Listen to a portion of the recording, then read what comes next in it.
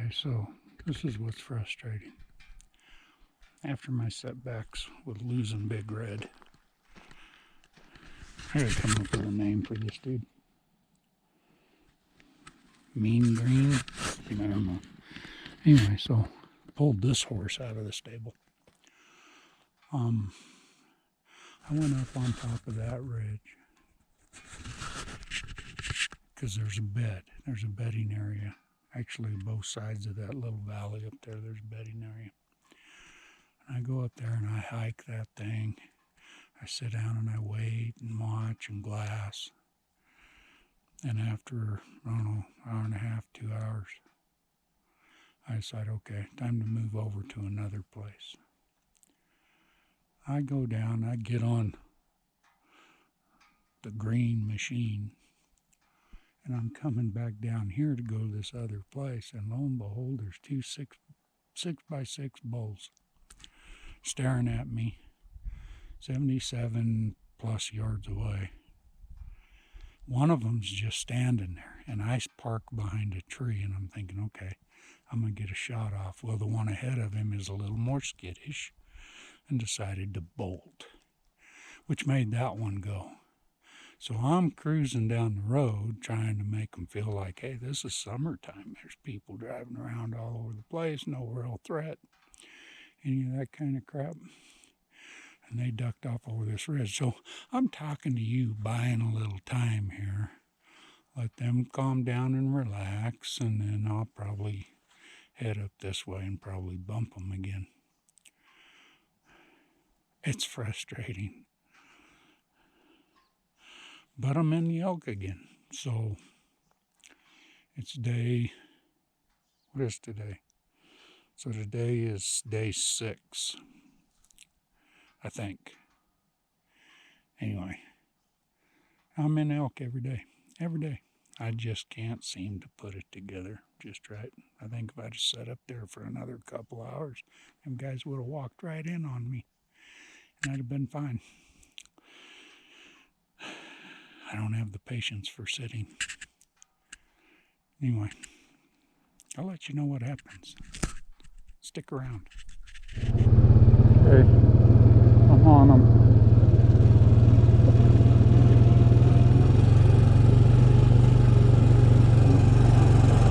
You can see them.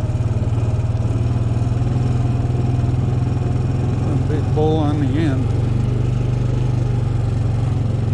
A couple bulls. Oh shit. They're all bulls. And there's a dandy one in there.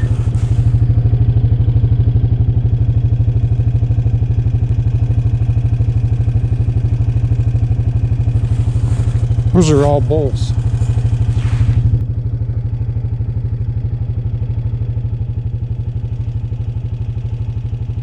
All bulls.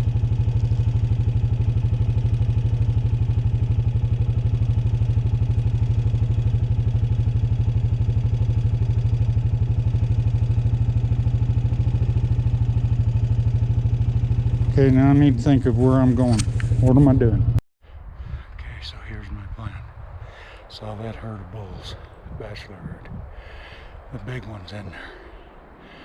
Anyway, so I hauled ass on the green machine. Hauled ass around here to get in front of them because I know from where they went. There's a bedding area right over here. And I'm hoping to intersect them. We'll see how this works out. So I think they winded me. So I just saw them going through the trees up there about 200 yards away. They're going up.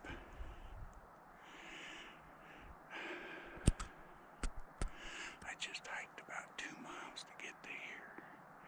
Just in time to see them going up through the trees about 200 yards away.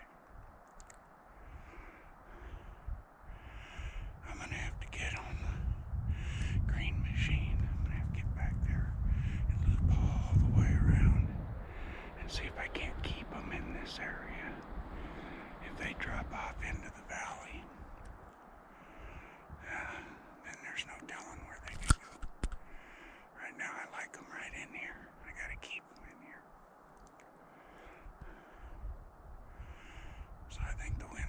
wind swirling around on this mountaintop ridge line, whatever you want to call it.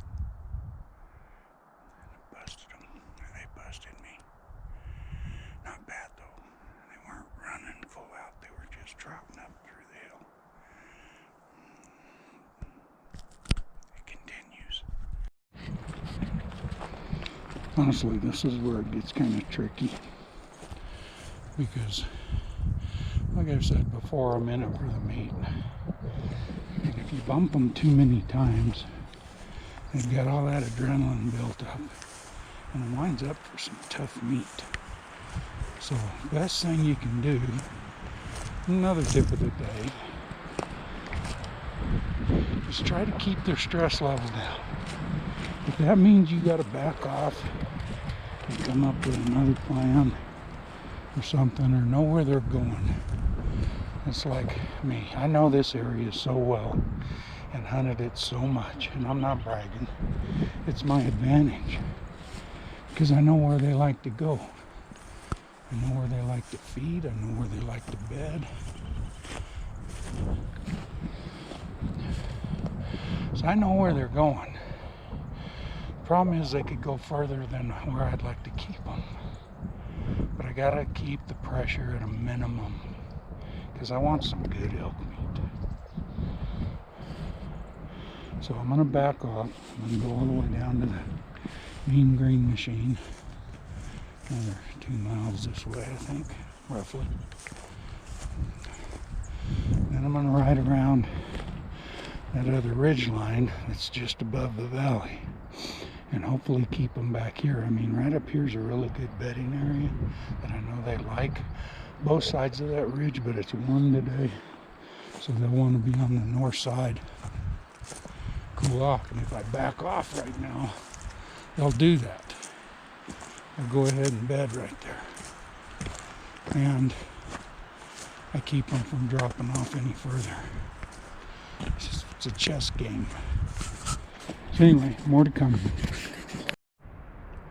So one of the advantages of hoofing it rather than road hunting, some of the treasures you might find.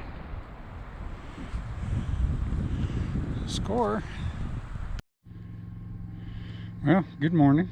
It's day 10, and night before last we had a blue moon, and that sucker was so big I thought I could reach out and touch that thing. And consequently, that means that yesterday I was out running around. I did not see an elk all day. So maybe they got sick of my shit. Anyway, so I get out and I'm doing dishes and cleaning up camp a little bit this morning, just taking a day, you know, because it's funny how one guy can make such a mess out of a travel trailer, which is that one. And I'm dumping my dishwater out, and I look to the south of me, and lo and behold, looked like there were snow clouds. And now here we go. It's snowing. So I don't think there's going to be a lot of accumulation. So I'm going to finish doing some housekeeping here. It's Sunday. So I'll probably go out this afternoon. We'll see where visibility goes here, and it may be just a camp all day and hope that I can take advantage of fresh snow tomorrow. But it's winding down here. I can no longer just assume, well, I've got all kinds of time, because it's running out. So I need to get hot and heavy after it. But this is only supposed to be here this afternoon and this evening, and hopefully, I mean, you used to see the ridge over there. Can't see it right now, so we'll see how much of this we get. Well, I've got another tip for you. I can't believe I'm telling you this. Do not keep your water bottles the same place where you keep your Sawzall blades. Don't ask. Anyway, so I'm back on it looking for the elk, and I'm coming up empty. So I'm afraid that what I was afraid was going to happen has happened. I think there's been so much pressure here that they've actually dropped down into the valley and the next range over. So I'm going to continue looking here. There's snow flurries happening on and off. I'm hoping it's not. It'd be nice to have a blanket, a dusting for tomorrow, but I don't know if that's going to happen. Okay, I just found them again. They're 131 yards away. And one of the bulls has a busted right beam.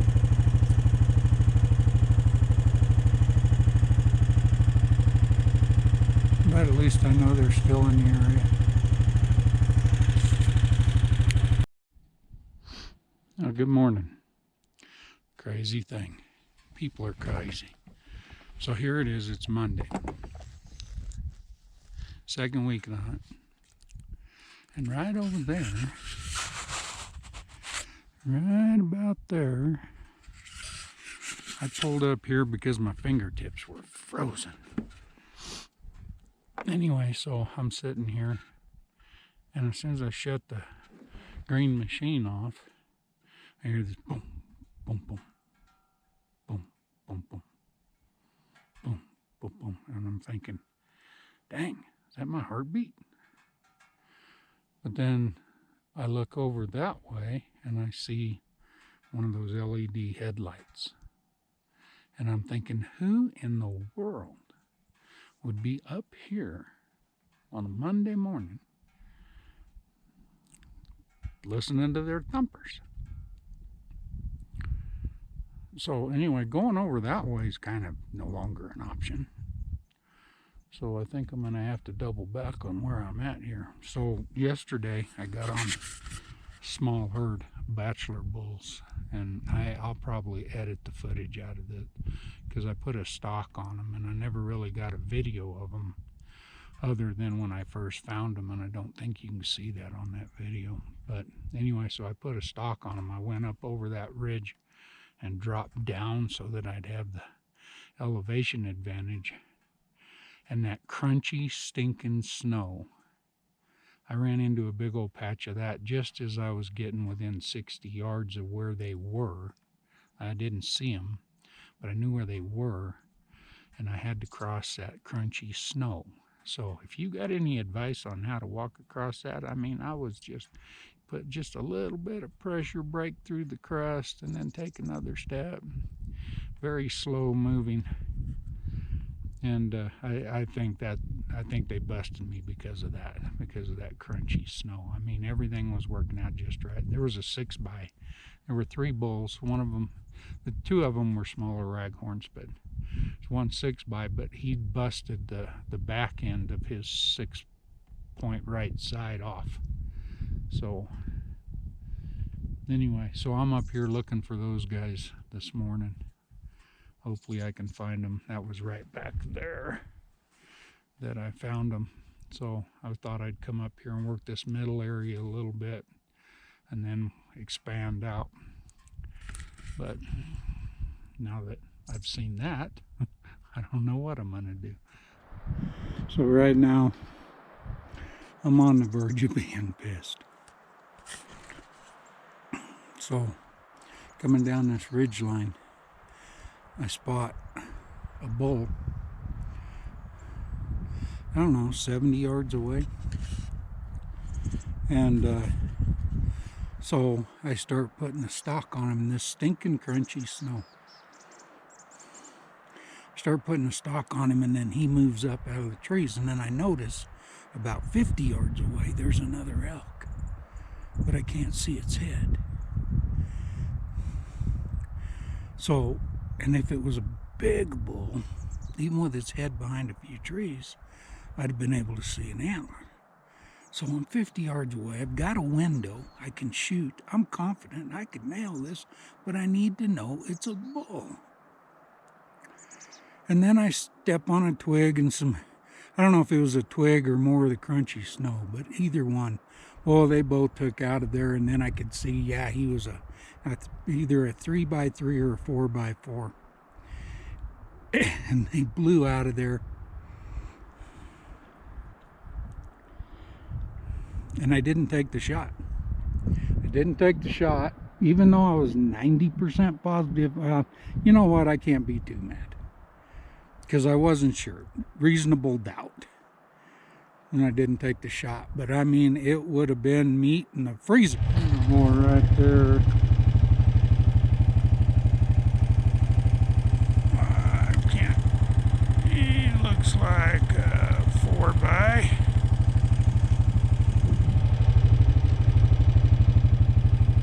See if you can see him. He's just bedded down there, just cool as a cucumber. See what we can do about putting a stalk on him. Okay, so got on that 4x4 and decided what I'd do is I'd come up the ridge, up over the top and into his bed. Sometimes not that doesn't work, but you know what the hell. It was an 80-yard shot. And I don't practice 80-yard shots. So could I have made it? Maybe.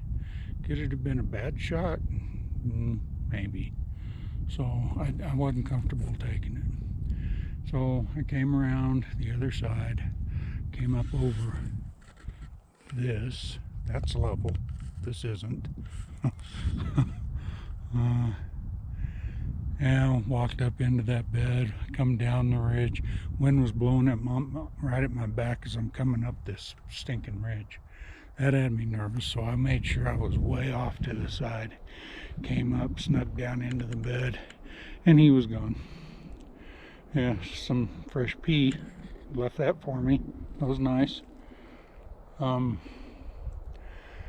so now it's okay. Well, I guess we'll make a plan for tomorrow, because they're still in here. I mean, I was up over there on the other side of the valley, got on 2 bulls there, had a 50-yard shot, but I couldn't see the head. I couldn't tell that it was a bull. I kept waiting for it to turn its head, and then it didn't. And when it did take a step forward, then its vitals weren't open to me, and then I could see it was a 3x3.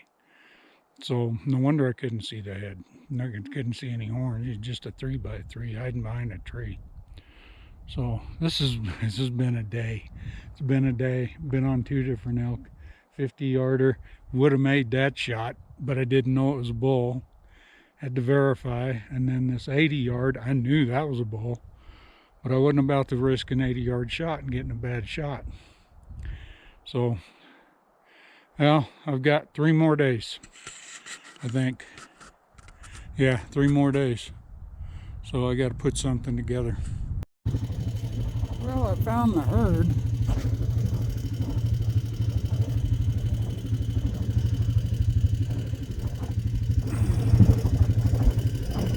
Yeah, I found the herd. And a couple spikes in there.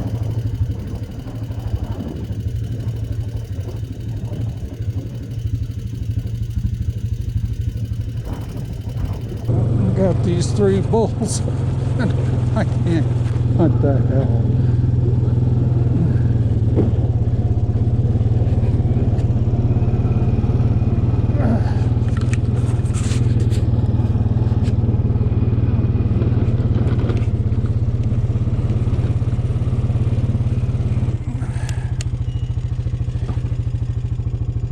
They're not gonna stop.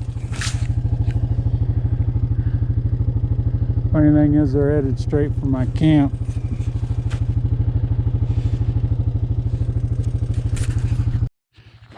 So, 3 bulls. I'm just cruising, wanting to get somewhere else.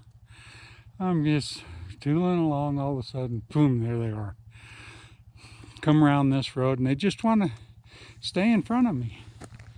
So, I finally park it, leave the motor running, head up the hill.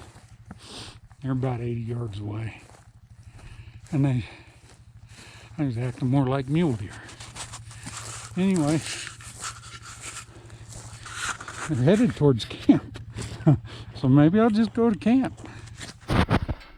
So here we are, first thing in the morning. And Hopefully you can see them. Got a bunch of cows up on a ridge line looking at me. Shit, they're 250, 300 yards away. If only I had a rifle tag. Of course, if only I had a cow and a rifle tag. Anyway, first thing in the morning. I'm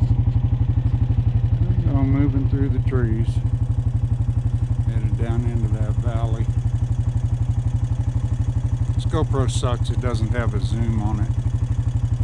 So I use my phone now if I have to, but GoPro's easier to get to.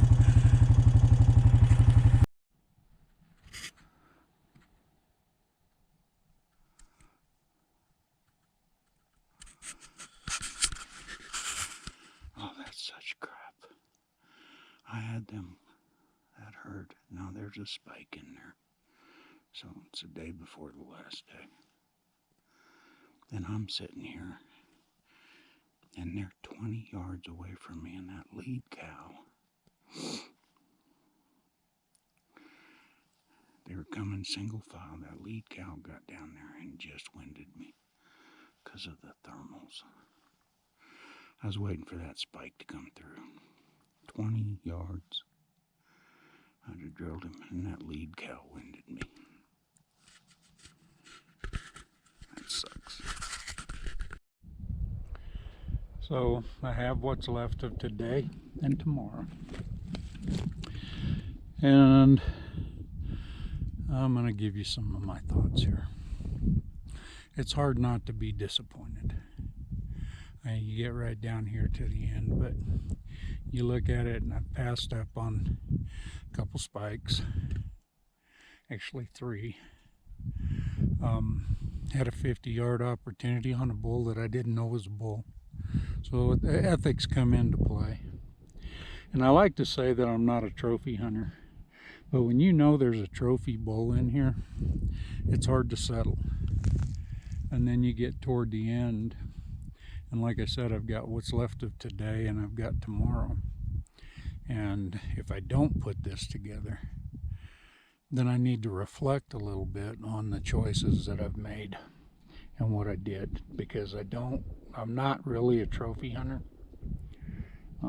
It's hard when you know there's one in here, and so you'd like to spend as much as you can after that bull. I've seen him once, but that was it, once. Then I've got the ethics of the spikes and the forked horns and all that kind of stuff, passing them up. But I got to tell you that you got 14 days to hunt, and this has been one of the best hunts I've ever been on. I've been in the elk every day but one. I was in them this morning chasing a herd. There's one small spike in there. I really didn't give a shit whether I had an opportunity on him or not, but I worked myself into a position, an ambush position, and I had him 20 yards in front of me, walking single file, until finally the lead cow got in front of me, winded me, and blew the whole mess. But I mean, that was amazing. 20 yards. Honestly, I could have picked up a stick and hit her. I had 4 of them rifle past me before, well, maybe 3. Anyway, rifle past me before it all went to hell. I was waiting, and right then and there I thought, well, if that spike is right in front of me, I think I'm going to drop him. And there's a part of me that's glad. I mean, anytime they're still hanging with mom, really? I mean, I'm not casting judgment. This is personal experience here. But it is kind of a roller coaster ride. You get toward the end, and then you think, oh, I'm going to go back to work, and everybody's going to go, you killed, and you got to go, no. What I'm doing is I'm saying, go watch the video once I posted it, instead of the no. Then maybe I'll get some more views, some thumbs up, some likes, some subscribers even. Who knows? I like doing this. My motto is keep doing what you love, even if you suck at it. Well, I don't feel if this is the end and I don't get into anymore and I wind up not packing home any meat and buying steak on the way home. So I guess all in all, I'm in it for the hunt. I'm not in it for the trophy. I'd really like to have the meat, but what I'm really into is the hunt. I just wish you didn't have to go so many years before you got to another opportunity to do it. And what I'll wind up doing is getting a rifle tag for a cow if I really wanted the meat. I'm hoping you can see those two. 139 yards away. 15 minutes of daylight left.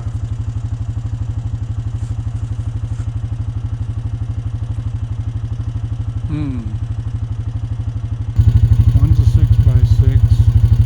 The right side is busted off just after the brow bones. The other one is like a 3x3. He's missing the thirds, fourths, and fifth. Well, he's got the fifths.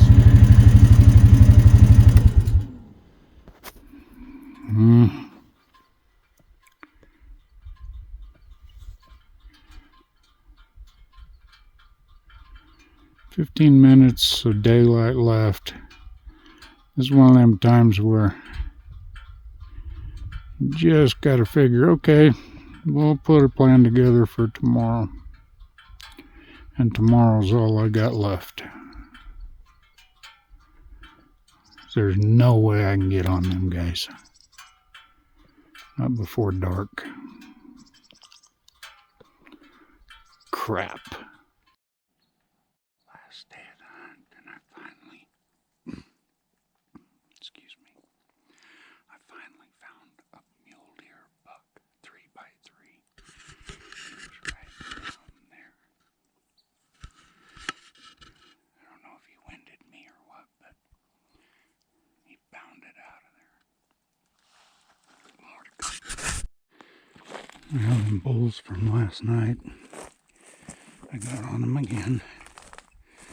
I spotted them, and I came looping around, trying to get the wind in my favor. At first it was blowing in my back, then I got in position where it was crosswinding. So I was sitting there watching them. They're down there playing with the bushes, raking their antlers, having a good old time, and then all of a sudden, boom, they stopped. And I thought, uh-oh. Well, I watched them for another 10 minutes, 15 maybe. And one of the bulls, the one with the busted beam, started walking towards me, and I'm thinking, oh, this is going to be great. I can do this.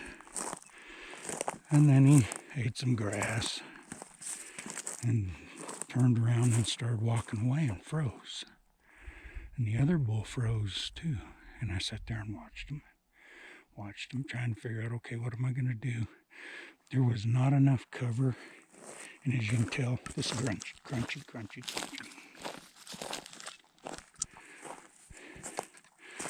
I didn't know how I was going to get it on, not to mention downfall. So anyway, I'm thinking, okay, something's going to have to happen. And then all of a sudden they start trotting out of there. I think that's the downside to not having a shower in 5 days, honestly. Anyway, I'm going to loop back around, see if I can get back on them. Sorry I didn't videotape that, but those two bulls right there, 70 yards away, I took the shot and I missed.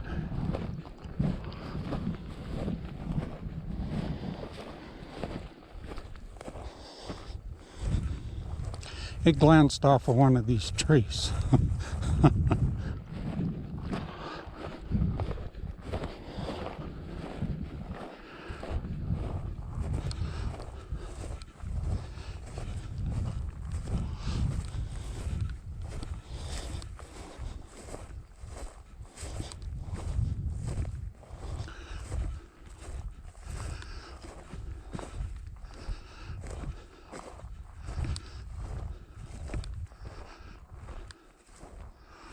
And silly me, I didn't bring my bow. But there they are. So I think I'll go back and get my bow. So I don't know how it happened. But there they are. At first, they're about 60 yards away. And then when they decided that it was time to go, they started briskly walking, and at 70 yards I came to full draw. Tried to anticipate where that second bull was going to be when the arrow got there and let it fly. And somehow it caught the edge of one of them trees. Just barely. Consequently, tell me you haven't ever done that. Stinking trees, I think they've got a magnetic thing with the carbon arrows. I think they're magnetic. Don't understand the physics or the science, but it's got to be. Just got to be. Well, here we are. I'm back at the house. It's not the ending that I had wanted to have, but then again, maybe it is. I mean, because it's probably been one of the best hunts I've ever been on, with the exception of actually killing. But I was in elk every day, except for one. And then there was the day I lost because Big Red biffed it. But for the most part, I mean, hunting is just that. It's strategy. It's working your way, trying to outsmart the wild critters of the woods and trying to put it together and stuff like that. There were so many times I wish I'd have had a rifle. But, I mean, what can you say? You do your best. And I spent a total of 13 days up there. Had one day where I didn't see anything, but the rest of the time I was in the elk, playing the game, doing the strategy. And on the way home, I bought a steak. So, no, I didn't. I stopped by and had a chimney.